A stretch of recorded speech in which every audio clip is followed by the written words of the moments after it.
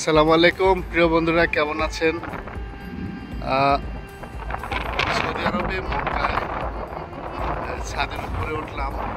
যে আবহাওয়ার অবস্থার বিষয়টা, যে আমি শুনেছি যে মক্কাতে মেঘ বৃষ্টি ঝড় তুফান হয় খুব কম, কিন্তু এসে কিন্তু দেখেন ওয়েদারটা দেখতে পাচ্ছেন কি মেঘলা আকাশ, আর গোলাটে যে পাহাড়টি দেখা যাচ্ছে সেখানে বালু উঠছে, বাতাসের সাথে বৃষ্টি আসার সম্ভাবনা। দৃশ্যটা দেখার জন্য উঠলাম, কিন্তু বাতাস বাড়ছে, আমার নিচে আসলে মরুভূমির দেশে ভাবছিলাম হয়তো শুধু রৌদ্র আর তাপই থাকবে, কিন্তু বৃষ্টি একটা কমন হয়ে গেল মনে হচ্ছে। যে এখানে শুনেছি এই মাসের ভিতরে 1-2বার হয়েছে বৃষ্টি।